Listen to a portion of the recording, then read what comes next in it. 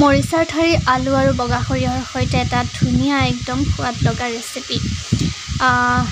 ঘৰৰে মৰিচা আছিলে, খুব ধুনীয়াকৈ লাগিছে, ডাঙৰ হৈছে, ঠাৰিবোৰো ধুনীয়া ডাঙৰ ডাঙৰ হৈছে আৰু খাবলৈ বহুত ধুনীয়া হয়। গতিকে ঘৰুৱা পাচলিৰে আজিৰ এই ৰেচিপিটো কেনেকৈনো ৰান্ধিলোঁ বলকচোন সম্পূৰ্ণ ভিডিঅ'টো চাওঁ আৰু ভিডিঅ'টো চাই কেনে পালে আপোনালোকে জনাবলৈ নাপাহৰিব। দেখি কেনেকুৱা লাগিছে বাৰু, নিশ্চয় খাওঁ খাওঁ লাগিছে নহয়নে? এয়া ৰঙালাও বেচনেৰে আৰু কলডিলৰ ফুল। গতিকে বলকচোন পলম নকৰোঁ, ভিডিঅ'টো আৰম্ভ কৰোঁ। এয়া মই এইখিনি কাটিবলৈ আৰম্ভ কৰিছোঁ, কাটিছোঁ। মৰিচাৰ ঠাৰিবোৰ দেখিছেনে ইমান ধুনীয়া ডাঙৰ ডাঙৰ, আৰু এয়া গুৰিটো ধুনীয়া কোমল, খাব পাৰি। মানে ডাঙৰ হৈছে যদিও গছজোপা একেবাৰে বুঢ়া হোৱা নাই আৰু কোমলীয়াই হৈ আছে, হয়তো আৰু চাগে ডাঙৰ হ'ব। এইবাৰ মৰিচা এনেকৈ গুটি কেইটামান সিঁচি দিয়া হৈছিলে, খুব ধুনীয়াকৈ আচলতে হৈছে। মানে এতিয়া ঘৰতে খাই আছোঁ আৰু কলডিলটো হৈছে ঘৰৰে। আৰু এয়া ধুনীয়াকৈ মোৰ কাটি কৰি হৈ গ'ল। আলু দিছোঁ দুটা, টুকুৰা টুকুৰ কৰি মৰিচাৰ ঠাৰিবোৰ এনেকৈ কাটিছোঁ, কাটি আলুৰ সৈতে ৰান্ধিম। আৰু সম্পূৰ্ণ আপোনালোকে ৰেচিপিটো চাব কেনেকৈ ৰান্ধিছোঁ, খাবলৈ কিন্তু বহুত ধুনীয়া টেষ্টি হৈছিলে। এয়া বিলাহী অলপো কাটি লৈছোঁ, বিলাহীখিনি আপোনালোকে ধুনীয়াকৈ এটা পেষ্ট তৈয়াৰ কৰি ল'ব পাৰে। মই নকৰিলোঁ বাৰু আজি পেষ্ট, তেনেকৈ ৰান্ধিলোঁ। আৰু জলকীয়া লৈছোঁ, জ্বলা কিমান খায় সেই অনুযায়ী আপুনি ল'ব পাৰে। আৰু আদা নহৰুৰ পেষ্ট, লগতে মছলা থাকিব বাৰু, কিবা কিবি মছলা দিম। গতিকে সম্পূৰ্ণ ভিডিঅ'টো চাব আৰু শেষত জনাবলৈ নাপাহৰিব কেনে পাইছে। এইখিনিতে আৰু এটা কথা কওঁ দেই, কেৰাহীটো দেখিছেনে কিমান ধুনীয়া চকচকীয়া হৈছে? জানিবৰ মন গৈছে নেকি বাৰু কেনেকৈ কেৰাহীটো ইমান ধুনীয়া চকচকীয়া কৰিলোঁ? মই এটা নেক্সট ভিডিঅ'ত জনাম বাৰু। আৰু সঁচাকৈ মানে ইমান ধুনীয়া চাফা হৈছে, ময়ো ভবা নাছিলোঁ। খুব ধুনীয়া হৈছে। অলপ অলপ ক'লা ক'লা দাগ আছিলে, সেইবোৰো নোহোৱা হৈ গৈছে। গতিকে আপোনালোককো ক'ম বাৰু কেনেকৈ ইমান ধুনীয়া বগা কৰিলোঁ, একেবাৰে সহজতে হয়। মই আজি নকওঁ বাৰু, আপোনালোকে খালী কমেণ্টত জনাবচোন হা, জানিবৰ মন গৈছেনে নাই।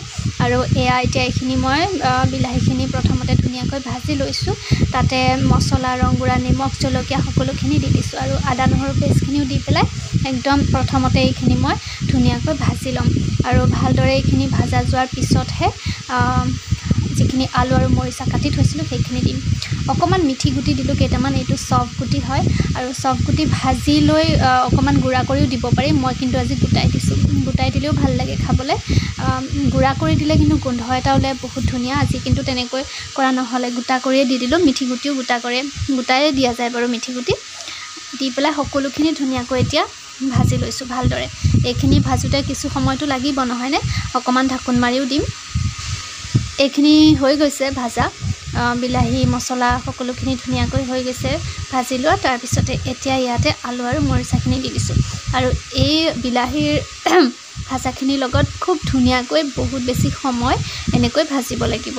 প্ৰথমতে ধুনীয়াকৈ এইখিনি লৰাই দিলোঁ, লৰাই ভালদৰে যাতে বিলাহীখিনি ইয়াৰ লগত মানে মিশ্ৰণ হৈ যায়, তেনেকুৱাকৈ মিলাই দি এইখিনি ঢাকি দিম আৰু ভাপতে ধুনীয়াকৈ সিজিবলৈ দিম। এনেকৈ সিজোঁতে কিন্তু বেছি সময় নালাগে, মৰিচা ঠাৰিখিনিও কোমল আছিলে আৰু আলুখিনিও সিজি যায় তেনেকৈ ধুনীয়াকৈ। এয়া হৈছে ৰঙালাও বেচনত লেটিয়াই থৈছোঁ আৰু এইফালে এইখিনি সিজিছে আৰু প্ৰায়।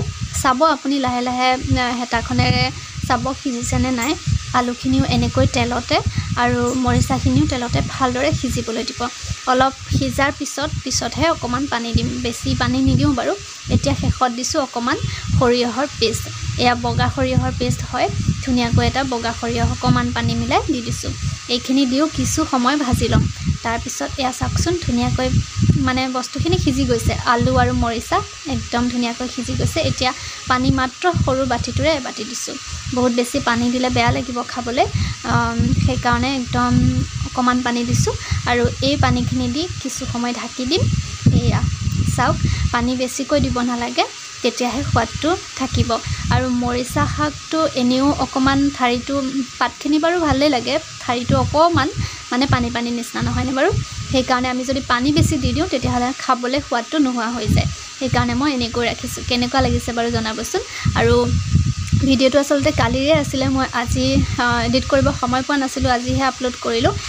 আৰু মৰিচাৰ চব্জিখন কিন্তু খাবলৈ বহুত ধুনীয়া টেষ্টি হৈছিল আপুনি যদি এনেকৈ খাই পোৱা নাই ৰান্ধি এদিন খাই চাব তাৰপিছত মোক কমেণ্টত জনাব কেনেকুৱা হৈছে আৰু মই খাবলৈ বৰ ধুনীয়া পাইছোঁ টেষ্টি হৈছে বজাৰৰ মৰিচাবোৰ খাৰ কিবা এটা গোন্ধ পাওঁ সেইটো কাৰণে মই ইমান ভাল নাপাওঁ আৰু ঘৰুৱা এইটো খাবলৈ বহুত ধুনীয়া হৈছে সৰিয়হ দি এনেকৈ ৰান্ধিব বহুত টেষ্টি হয় আৰু এইফালে পানী দিয়া ভাত আছিলে অলপ ভাত সৰহকৈ আছিল গৰমৰ দিন কাৰণে পানী দি থলোঁ তাৰপিছত এয়া অলপ নিমখ লৈছোঁ আচাৰৰ অলপ তেল লৈছোঁ ঘৰতে বনোৱা আমৰ আচাৰ হয় আৰু কোনে পায় আৰু নহয়নে জলকীয়া লৈছোঁ তাৰপিছতে ইফালে কলফুলৰ পকৰি আৰু লগতে মৰিচাৰ চব্জি আৰু ৰঙালাও বেচনেৰে বনাইছোঁ ভিডিঅ'টো